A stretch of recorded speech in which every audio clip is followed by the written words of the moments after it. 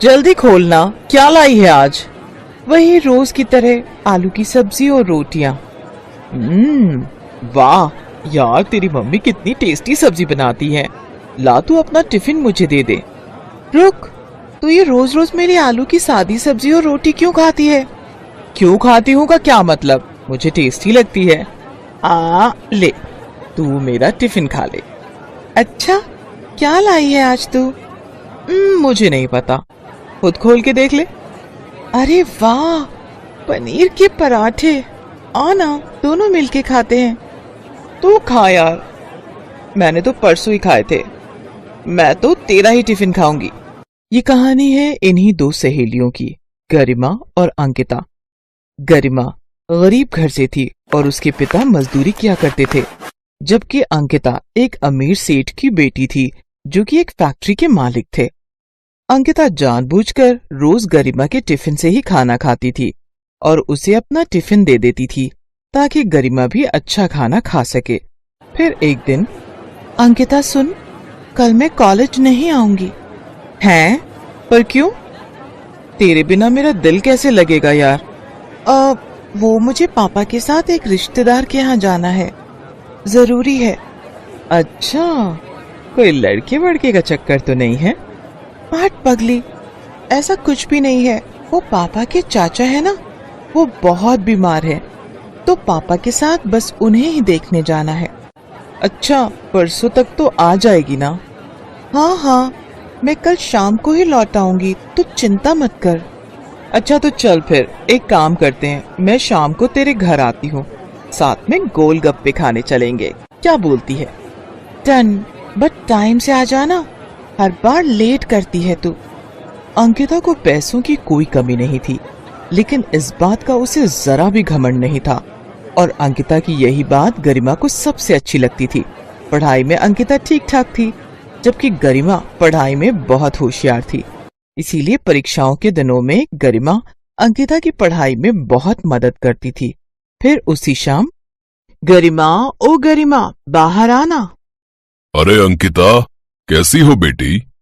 नमस्ते अंकल, मैं ठीक हूँ, आप कैसे हैं? नमस्ते, मैं ठीक हूँ बेटी। अच्छा, वो आपके चाचा जी कैसे हैं अब? बस बेटी, अंतिम सांसें गिन रहे हैं। उम्र भी तो हो गई है ना। जी अंकल, वो गरिमा। ले, आ गई मैं। पापा, मैं जरा थोड़ी देर में आती हूँ। ठीक है, पर ज्यादा देर मत करना। अंकिता गरिमा को अपनी कार में बिठाकर बाजार ले गई और दोनों ने जी भरकर गोलगप्पे खाए। फिर दोनों काफी देर तक बातें करती रहीं, जिस वजह से गरिमा को घर लौटने में देर हो गई। और फिर गरिमा, तुम मेरी बात क्यों नहीं सुनती? पापा प्लीज, अब फिर से वही बातें मत शुरू करना आप। क्यों ना करूं? तेरे कहने पर मैं उस अंकिता के सामने कुछ नहीं कहता, पर बेटी तू मेरी बात समझ, ये सारे पैसे वाले एक जैसे ही होते हैं। पहले खुद ही हमारे भले बनते हैं और फिर। पर पापा, अंकिता वैसी नहीं है, मेरा यकीन कीजिए। तुझे मैंने लाख बार समझाया है, तू उसे पढ़ाती है ना, बस इसीलिए वो तुझसे दोस्ती का दिखावा करती है। तू देखना, एक दिन जब उसका मतलब निकल जाएगा ना, तो वो तुझसे बात तक नहीं करेगी।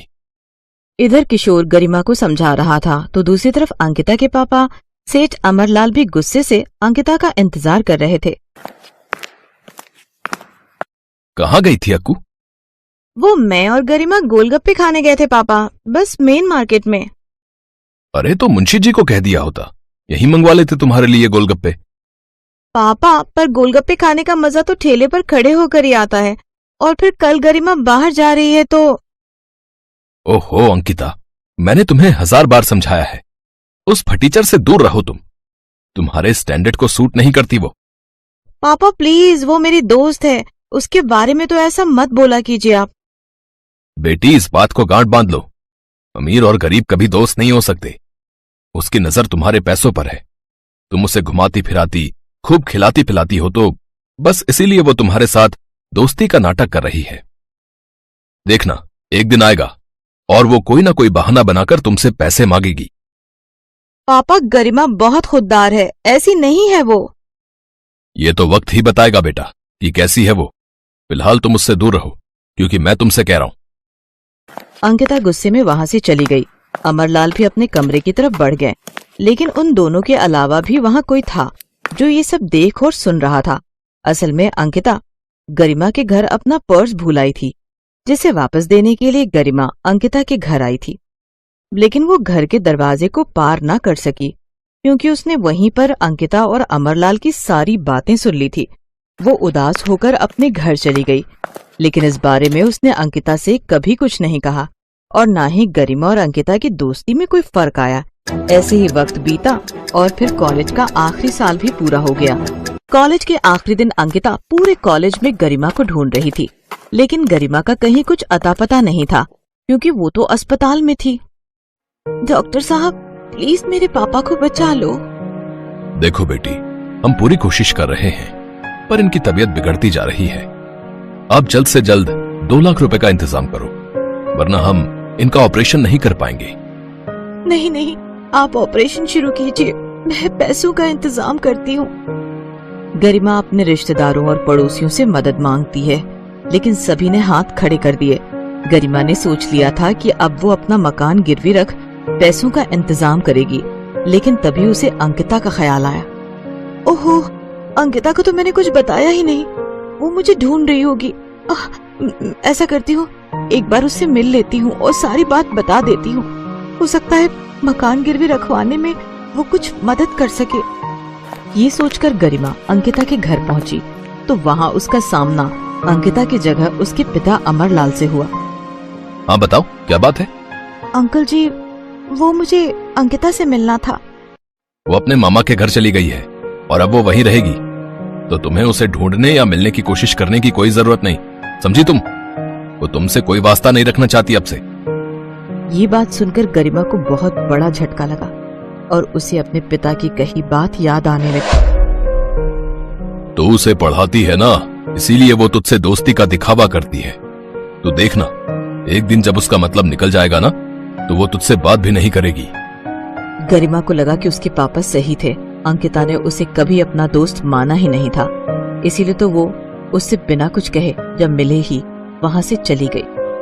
ठीक है अंकिता, तुझे लगता है कि मैं तेरी दोस्ती के लायक नहीं ना, तो अब देखना तू, मैं भी खुद को साबित करके दिखाऊंगी और उसके बाद ही तेरा चेहरा देखूंगी। गरिमा की आंखों में आग थी। उसने ठान लिया था कि अब वो कुछ बनकर ही दिखाएगी। जब उसके पापा ठीक होकर घर वापस आ गए, उसके बाद से ही उसने दिन रात एक कर दिया और पूरी लगन के साथ यूपीएससी की तैयारी में जुट गई। गरिमा ने पहले ही अटेम्प्ट में यूपीएससी क्लियर किया और कुछ ही सालों के अंदर वो एक कलेक्टर बन गई। जैन मैम।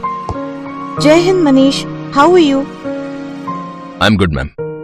बताइए, आप मुझसे मिलना चाहते थे? जी हाँ जी, वो कल दौरे पर आपने मेरे टिफिन के पनीर के पराठे खाए थे। आपको वो पराठे बहुत अच्छे लगे थे ना, तो मैंने आज आपका डिनर फिक्स किया है अपने घर पर। Me and my wife will be very happy ma'am, अगर आप आते हैं तो। हाँ, क्यों नहीं, इट्स माई प्लेजर। तो आज की शाम पनीर के पराठों के नाम? ठीक है मैम, शाम को मिलते हैं। लाल बत्ती लगी गाड़ी से गरिमा एसपी मनीष के घर पहुंची। मनीष ने उसे गेट पर रिसीव किया और फिर मनीष ने गरिमा से कहा, ma'am, meet my dear wife Ankita. पूरे 5 सालों के बाद अंकिता और गरिमा एक दूसरे के सामने खड़े थे। दोनों एक दूसरे को देखकर हैरान थे। तभी गरिमा ने मनीष से कहा, sorry Manish, I have to go, मुझे कुछ जरूरी काम याद आ गया, बहुत अर्जेंट है। मनीष कुछ कह पाता उससे पहले ही गरिमा तेज कदमों से चलते हुए अपनी गाड़ी में बैठ गई। वो गुस्से से लाल थी, तो दूसरी तरफ अंकिता वहीं दरवाजे पर खड़ी खड़ी रोने लगी। इस बात को कई दिन बीत गए। फिर एक दिन जब किसी जगह दंगे की स्थिति पैदा हो गई थी, तो मनीष वहाँ सिचुएशन को कंट्रोल करने में लगा था। लेकिन तभी एक दंगाई ने मनीष पर एक हथियार से हमला कर दिया। मनीष को फौरन अस्पताल में भर्ती कराया गया और इत्तेफाक ये था कि वो अस्पताल उसी ठीक इलाके में था जहाँ कभी गरिमा और अंकिता रहा करते थे। मनीष के घायल होने की खबर सुनते ही गरिमा और अंकिता फौरन अस्पताल पहुँचे, पर पहले अंकिता अस्पताल पहुँची। डॉक्टर साहब, प्लीज प्लीज मेरे पति को बचा लीजिए। देखिए वो 1 मिनट बेटा, आपको मैंने पहले कहीं देखा है। आप तो वही हो ना जिसने उस दिन उस गरीब की मदद की थी? हाँ, अंकिता, यही है ना आपका नाम? हाँ जी सर, पर आपने वो बात किसी को बताई तो नहीं ना? नहीं बेटी, पर तुम्हारी दोस्त आई थी बाद में। उसके हाथ में पैसे थे। सुना है अपने पिता को बचाने के लिए उसने अपना घर गिरवी रखा था, पर तुम्हारी मदद की वजह से उसका घर बिकने से बच गया। मैंने उसे नहीं बताया कि उसके पिता के ऑपरेशन के लिए सारे पैसे तुमने दिए थे। नहीं सर, वो मेरे पापा के पैसे थे। अपने दोस्त के पापा की जान बचाने के लिए असल में मुझे अपनी दोस्ती गिरवी रखनी पड़ी। पहले अपनी प्यारी दोस्त खो दी, लेकिन अब अपने पति को नहीं खो सकती मैं। प्लीज डॉक्टर साहब, मेरे पति को कुछ नहीं होना चाहिए, वरना मैं नहीं जी पाऊंगी। ये कहकर अंकिता रोने लगी। लेकिन तभी उसके कंधे पर किसी ने हाथ रखा। अंकिता ने पलटकर देखा तो वो गरिमा थी। तेरे साथ भगवान कभी कुछ गलत नहीं कर सकता, क्योंकि हमेशा तू ही सही थी मेरी बहन। गरिमा की बात सुनकर अंकिता फौरन उसके गले लग गई और उन दोनों को देखकर मनीष भी मुस्कुरा दिया, जिसे डॉक्टर साहब ने पहले ही खतरे से बाहर बताया था।